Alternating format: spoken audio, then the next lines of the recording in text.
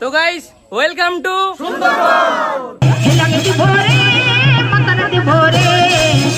সুন্দরবনের মধ্যে এসে হাতের মধ্যে যদি ইলিশ নিয়ে না দেখাই তাহলে কি আর দেখাবো তোমাদেরকে।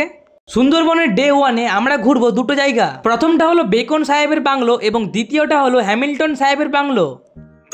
তো বন্ধুরা এটাই হচ্ছে বেকন সাহেবের বেকন বাংলো, যেটা তৈরি হয়েছিল 1903 থেকে 7 সালের মধ্যে এবং এই জায়গাটা পুরোটা কাঠের তৈরি রয়েছে এবং উপরের যে পাটাতন ওটা টিনের তৈরি করা হয়েছে। এবং তোমাদেরকে আমি দেখাবো যে ঘরের মধ্যে কি কি রয়েছে, কারণ বেশ কিছু জায়গায় এরকম ফাঁকা রয়েছে যেগুলো তোমাদের কাছে আমি দেখাবো যে ভিতরে কিছু দেখতে পারো বা অন্ধকার রয়েছে কিনা। তোমরা আসো যে দেখায় ভিতরের মধ্যে কি রয়েছে।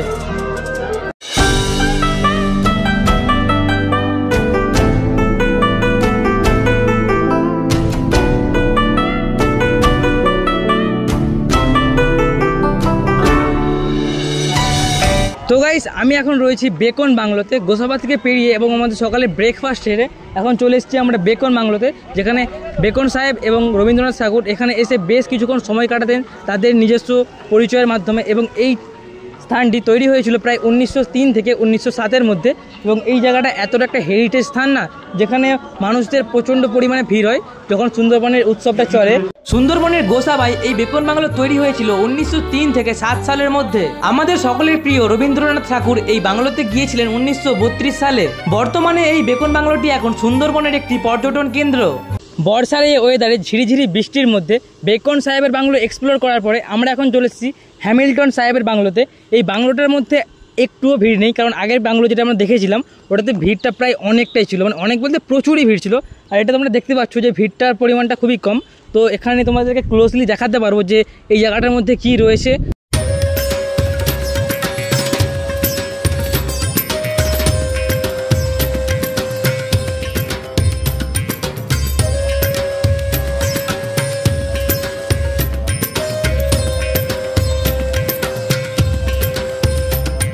বেকন সাহেবের বাংলো থেকে মাত্র 10 থেকে 15 মিনিট পায়ে হেঁটে আসা যায় এই হ্যামিল্টন সাহেবের বাংলোতে।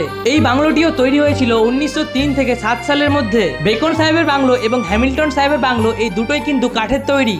তো বন্ধুরা সুন্দরবনের ইলিশ উৎসবে এসে আমরা যেই হোটেলে থাকছি এই হোটেলটাও কিন্তু স্পন্সর করেছে রাজলক্ষ্মী ট্যুর অ্যান্ড ট্রাভেলস। আর এটা তাদের নিজস্ব হোটেল, বিশেষ করে যারা স্পেশাল গেস্ট থাকে বা ইউটিউবাররা থাকে তাদেরকে তারা এই হোটেলে রাখে। তো চলো তোমাদেরকে রুমটা আমি ফার্স্টে দেখাই।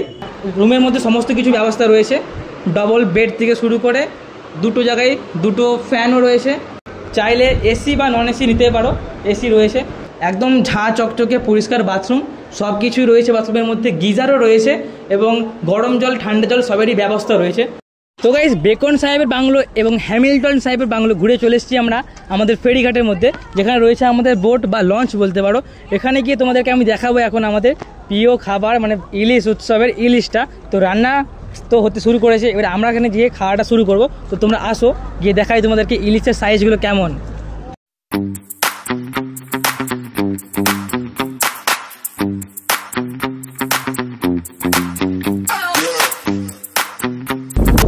তো বন্ধুরা ফাইনালি প্রথম দিনে এসে ইলিশ উৎসবের খেতে বসে পড়েছি। আমাদের খাওয়ার প্লেটে এখনও ইলিশ পড়েনি, বাট তার সাথে রয়েছে স্যালাড, পেঁয়াজ, লেবু, সাদা ভাতের সঙ্গে ডাল এবং এটা মনে হচ্ছে ইলিশের সঙ্গে মাথা দিয়ে কিন্তু কচু শাকের হয়তো তরকারি করেছে। বাট ইলিশটা আসবে, তো ইলিশ আসলে তোমাদেরকে আমি দেখাচ্ছি। তার আগে এই খাবারটা তোমরা দেখো যে কতটা সুন্দর করেছে।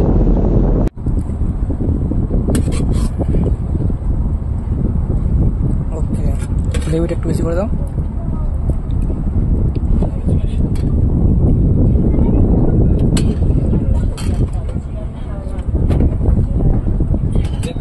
গাইস এই হচ্ছে ইলিশের সাইজ, দেখো একদম পিসগুলো কত বড় বড় আর দেখতে সুন্দর হয়েছে দারুণ। আমাদের সঙ্গে সব বন্ধুরা বসে পড়েছি খেতে। তো গাইস এখন বাজছে 6:10 আর সন্ধ্যের টাইমে চলে এসছে আমাদের স্ন্যাক্স।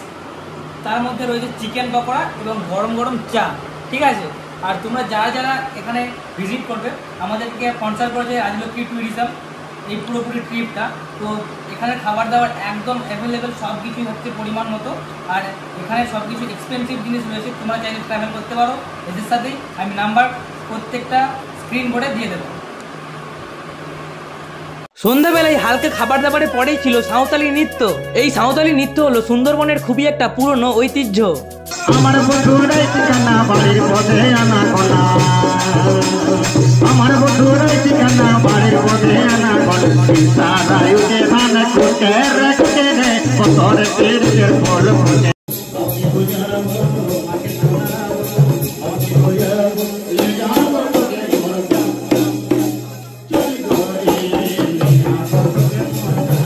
সন্ধ্যাবেলায় সাঁওতালি নৃত্যের মাধ্যমে দারুণ একটা সময় কাটিয়ে তারপরে আমরা সবাই চলে যাই রাতের ডিনার করতে। সুন্দরবনের ডে 1-এ রাতের খাবার ছিল ফ্রাইড রাইস এবং চিকেন কষা। তোমরাও যদি 3 দিন 2 রাত্রি এলাহি খাবার দাবারের সঙ্গে সুন্দরবন ভ্রমণ করতে চাও তাহলে স্ক্রিনে দেওয়া নাম্বারে অবশ্যই রাজলক্ষ্মী ট্যুর অ্যান্ড ট্রাভেলসের সঙ্গে যোগাযোগ করো। তো বন্ধুরা, এটা ছিল আমার সুন্দরবন ইলিশ উৎসবের প্রথম দিন এবং এখন প্রায় রাত্রে 11টা বাজতে যায়। আর আমাদের রুমের মধ্যে সবাই প্রায় ক্লান্ত হয়ে গেছে, সবাই তাই বিছানায় শুয়ে পড়েছে আর আমিও প্রচণ্ড ক্লান্ত। তাই আজকের মতো ভিডিওটা এখানেই শেষ করছি। এটা ছিল আমার ডে 1 কমপ্লিট। এরপরের দিন আসবে ডে 2। তো এখনের জন্য গুড নাইট, টাটা।